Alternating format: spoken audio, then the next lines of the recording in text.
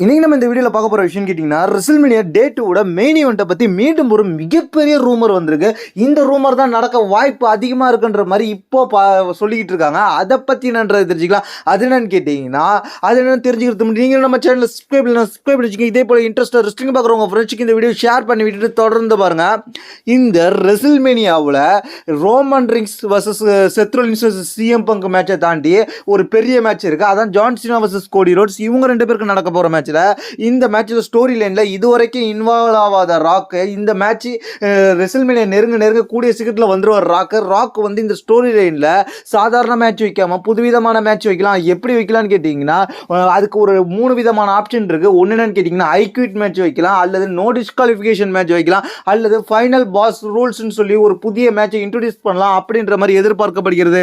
அதனாலவே இந்த மேட்ச் ஒரு இன்ட்ரெஸ்டா போயிட்டு இருக்கு. இந்த மேட்ச்ல வந்து ஒரு புதிய ட்விஸ்ட் வரலாம் அப்படின்ற மாதிரி இப்போ சொல்லப்படுகிறது. அது என்ன ட்விஸ்ட்னு கேட்டிங்கன்னா யாருமே எதிர்பார்க்காத விதமாக இந்த மேட்ச்ல வந்து ரெசில்மேனியா டே 2 மெயின் ஈவெண்ட்டாக நடக்க போகிற இந்த மேட்சை பொறுத்த வரைக்குமே வேறு லெவலாக இருக்கும். இந்த மேட்சை பொறுத்த வரைக்குமே ஐக்விட் மேட்சாக இருந்தாலும் சரி, நோ டிஸ்குவாலிஃபிகேஷன் மேட்சாக இருந்தாலும் சரி, ஃபைனல் பாஸ் ரூல்ஸ் மேட்சாக இருந்தாலும் சரி, இந்த மேட்சை பொறுத்த வரைக்கும் எந்த வெப்பன்ஸை வேணாலும் எடுத்து அடிக்கலாம். அது மட்டும் இல்லாமல் இந்த மேட்சில் வந்து யார் வேணாலும் இன்டர்ஃபியர் ஆகலாம். அது மட்டும் இல்லாமல் இந்த மேட்சை பொறுத்த வரைக்கும் எலிமினேஷன் சேம்பருக்கு வந்த டிராவிஸ் ஸ்காட் அவர் இந்த ரெசில்மேனியாவுக்கு வர்றதுக்கு வாய்ப்பு இருக்குது. அவர் வந்து கோடி ரோட்ஸை அட்டாக் பண்ணுறதுக்கு வாய்ப்பு இருக்குது. அது மட்டும் இல்லாமல் இந்த ரெசில்மேனியாவில் ஜான் சீனாவை 17 டைம் சாம்பியன் ஆக்குறத தடுக்கிறதுக்காகவே 16 டைம் சாம்பியனான ரிக் ஃப்ளேர் உள்ரா வர்றதுக்கு வாய்ப்பு இருக்கு. ரிக் ஃப்ளேர் உள்ரா வந்து அவர் ஜான்சனோட காலை மட்டும் வாரி விடுறதுக்கு வாய்ப்பு இருக்கு.